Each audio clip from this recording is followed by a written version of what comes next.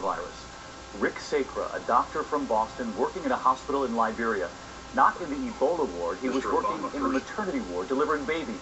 What we've learned tonight, and also right here, the American woman, Nancy Wrightball, who survived Ebola tonight, she describes what it was like to have her husband of 40 years tell her she tested positive, forced to speak with him through the glass.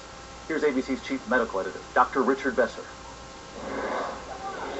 She is one of only 2 Americans to stare down Ebola and survive. It is a very, very lonely place to be. Nancy Wrightball says it was her husband of 40 years who told her she had the deadly disease.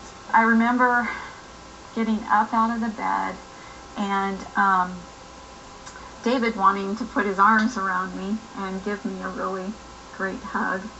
And I just pushed him away, not wanting him to get sick.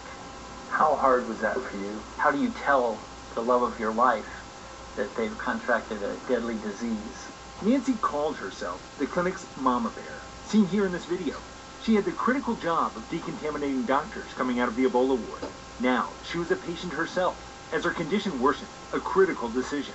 An emergency flight back to the U.S. Was there a period during this when you said goodbye to each other? I think for me it was when I got on that plane. Because I just didn't know. And I know that they had talked that they weren't sure I would even make it to the U.S. She was wheeled into Emory University Hospital. It was 2 weeks before her husband could even see her through the window.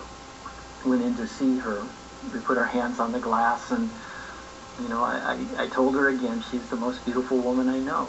And I don't think I'll ever get tired of saying that because it's true. And that I love her with all my heart.